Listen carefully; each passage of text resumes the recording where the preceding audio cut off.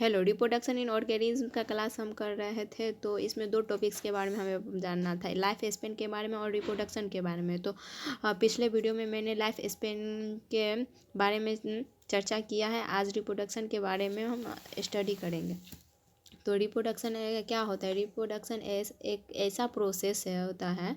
Reproduction एक ऐसा process है जिसमें कोई भी ऑर्गेनिज्म अपने समान छोटे से ऑर्गेनिज्म को जन्म देती है, तो रिप्रोडक्शन कहलाता है।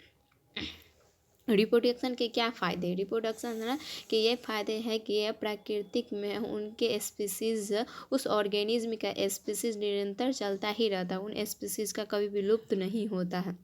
इसी के लिए मेंटेन रखने के लिए, प्रकृति को मेंटेन रखने के लिए रिप्रोडक्शन आवश्यक है। रिप्रोडक्शन सभी करते हैं, मानव करते हैं, जानवर, कीट, पेड़ पौधे हैं, सभी में रिप्रोडक्शन की क्रिया होती है। तो आज पता करते हैं रिप्रोडक्शन कितने टाइप्स के होते हैं। तो दो टाइप्स के रिप्रोडक्शन होते हैं, ए सेक्सुअल रिप्रोडक्शन और सेक्सुअल रिप्रोडक्शन, जिन्हें हिंदी में अलैंगिक जनन और सेक्सुअल को लैंगिक जनन कहा जाता है, लैंगिक जनन के नाम से जाना जाता है। तो हिंदी में कम ध्यान, हिंदी के वर्ड्स पे कम ध्यान देंगे, इंग्लिश के वर्ड्स पे ज़्यादा ध्यान देते हैं। ए सेक्सुअल रिप्रोडक्शन, ए सेक्सुअल रिप्रोडक्शन और सेक्सुअल रिप्रोडक्शन में क्या अंतर है? ए सेक्सुअल रिप्रोडक्शन है ना विदाउट गैमिट के फ्यूजन से होता है। इसमें गैमिट्स नहीं बनती है, या तो स्पोर बनेंगे या तो बॉडी का कोई पार्ट टूट के है रिप्रोडक्शन करेगा। इसमें गैमिट का फ्यूजन नहीं, गैमिट्स नहीं बनता। कुछ एक्सेप्शन है जो आइए पढ़ते हैं।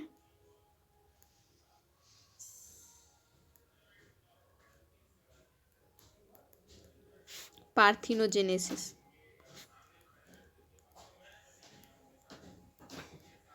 जेनेसिस के प्रोसेस, पार्थोजेनेसिस में क्या होता है? इसमें एग्जाम्पल ले लीजिए पार्थोजेनेसिस का हनी बी के छत्ते में मुख्यतः 3 मेंबर पाए जाते हैं। वो तो सभी को पता है, क्वीन, वर्कर, ड्रोन। अब ये ड्रोन और क्वीन क्या क्या है? क्वीन और वर्कर दोनों फीमेल जेंडर के हैं और केवल ड्रोन मेल जेंडर के हैं। तब इसमें से अब जानना है कि क्वीन या वर्कर कौन सा रिप्रोडक्शन करता है। तो आइए जानते हैं। क्वीन है तो क्वीन ही रिप्रोडक्शन करेगी। जब क्वीन मैच्योर हो जाती है, फर्टिलाइजेशन के लिए रेडी हो जाती है, तो वह छत्ते से बाहर निकल कर एक उड़ान भरती है। वह केवल मेटिंग के लिए है, अपने पूरे लाइफ में केवल एक ही बार उड़ान भरती है। उन्हें न्यूप्टाइल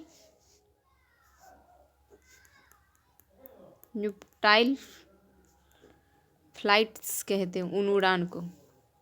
जब उड़ान भरती है तो ड्रोन भी उनके पीछे पीछे उड़ान लगाती है। सारे ड्रोन्स उनके पीछे पीछे उड़ने लगती हैं। केवल उसमें से एक ही ड्रोन है जो हनी बी कहते हैं क्वीन के साथ मेटिंग का प्रोसेस करता है, और बाकी ड्रोन्स नहीं कर पाता है, तो वो वापस अपने छत्ते में वापस जाने लगता है। तो वर्कर जो होते हैं छत्ते में है, उन्हें एंट्री नहीं लेने देती है, उन्हें छत्ते में घुसने नहीं देती, क्योंकि वो तो वैसे भी ठल्ला रहता है, न खाना बनाता है, अपना फर्टिलाइजेशन के लिए है, मेटिंग के लिए वो काम कर पाए, तो उनका कोई काम ही नहीं है, तो वैसे ही डेथ हो जाता है। और जो ड्रोन क्वीन के साथ मेटिंग करता है, वो मेटिंग करने के तुरंत बाद मर जाता है, डेथ हो जाती है उनकी।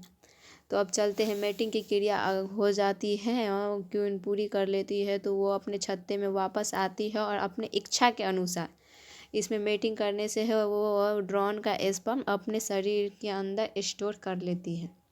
अब छत्ते के अंदर हर अपनी इच्छा के अनुसार दोनों गेमिट मेल गेमिट और फीमेल गेमिट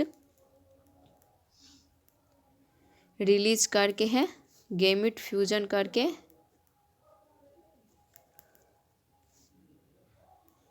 गेमिट्स करके नए ऑर्गेनिज्म को जन्म देती है। नए ऑर्गेनिज्म का जन्म होता है तो इससे है क्वीन बनती है और वर्कर।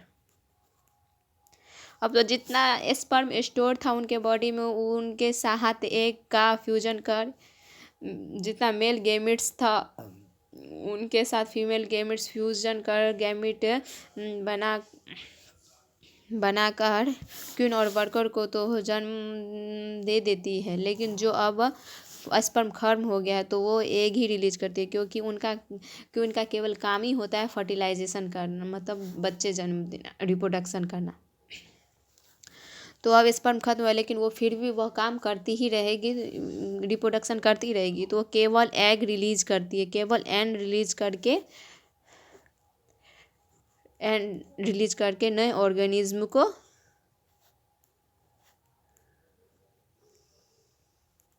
जन्म देती है। तो वो जो केवल एन वाले जो ऑर्गेनिज्म होते हैं वो ड्रोन बनते हैं, तो इसलिए ये ड्रोन नहीं कर पाते।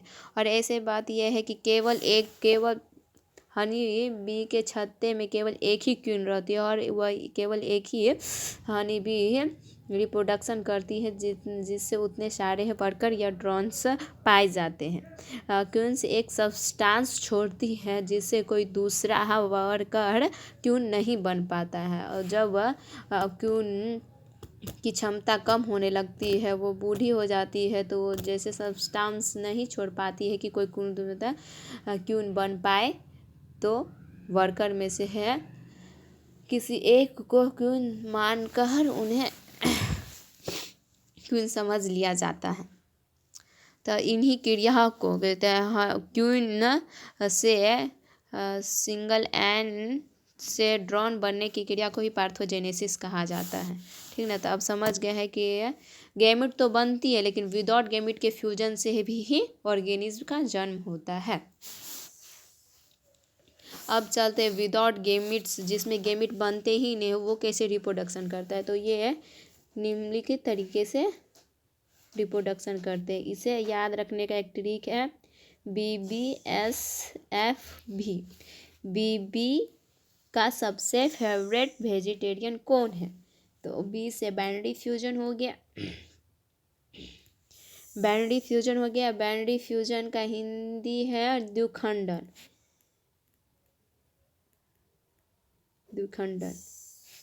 फिर बॉर्डिंग का, बी से बॉर्डिंग का है मुकुलन। हिंदी में क्या होता है आगे हम समझाते हैं डीपली में। एस का है स्पोरोजेनेसिस, इसका हिंदी नाम है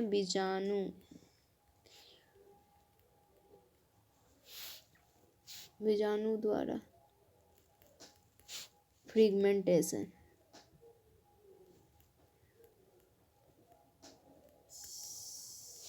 खंडन, हिंदी में खंडन। और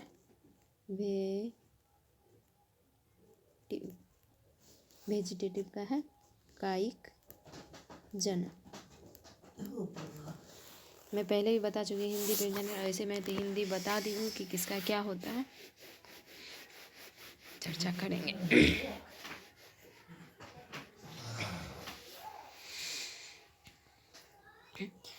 अब एक एक कर जानते हैं कि क्या क्या होता है। बाइनरी फ्यूजन, फर्स्ट चलते हैं बाइनरी फ्यूजन।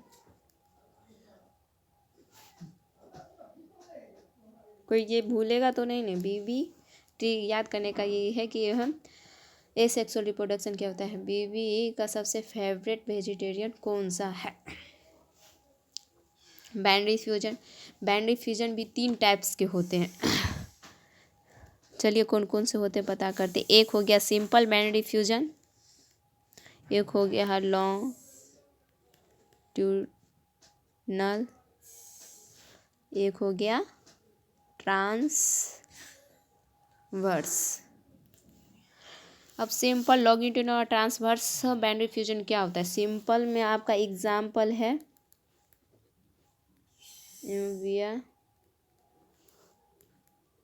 बैक्टीरिया।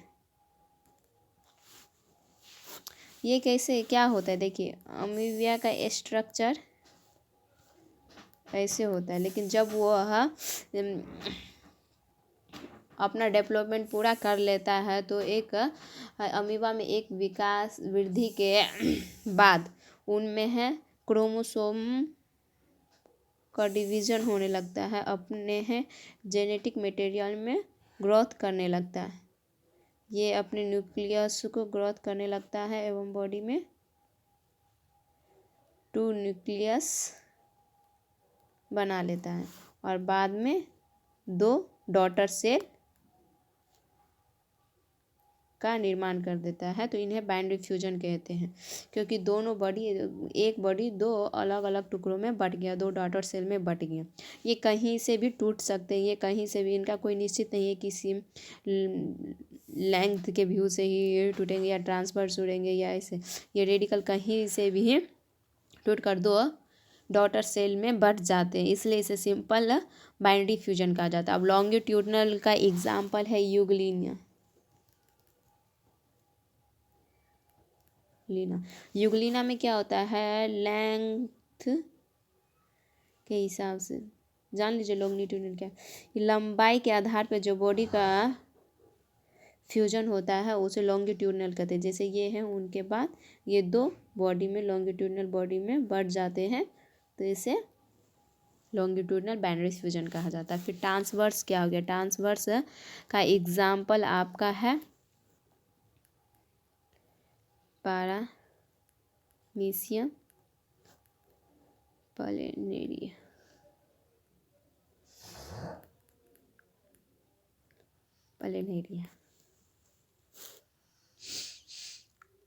प्लेनेरिया में क्या होता है, पैरामीशियम का तो जाता है कि स्लीपर के आकार का होता है स्ट्रक्चर उनका पैरामीशियम का। इनमें क्या होता है, यहाँ से आधे भाग से बॉडी टूटकर ग्रोथ करने लगता है। जेनेटिक मटेरियल पहले डेवलप करके, जैसे वो सब में जेनेटिक मटेरियल डेवलप करेगा, 2 आपस में टूट जाएगा।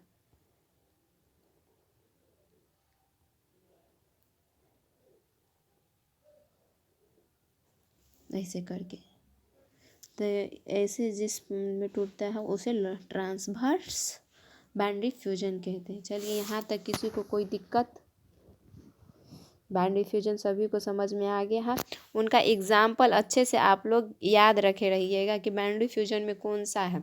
सिंपल में हो गया आपका एमीबिया और बैक्टीरिया, लॉन्गिट्यूडनल में हो गया अवगत के यूग्लिना, और ट्रांसवर्स में होगा पैरामीशियम प्लेनेरिया। तो बाइनरी फ्यूजन किस में होता है, तो अमीबा में, बैक्टीरिया में, यूग्लिना में, पैरामीशियम में और प्लेनेरिया में। ठीक, याद करने में किसी को कोई प्रॉब्लम नहीं, यहाँ तक सबको समझ में आ गया अच्छे से।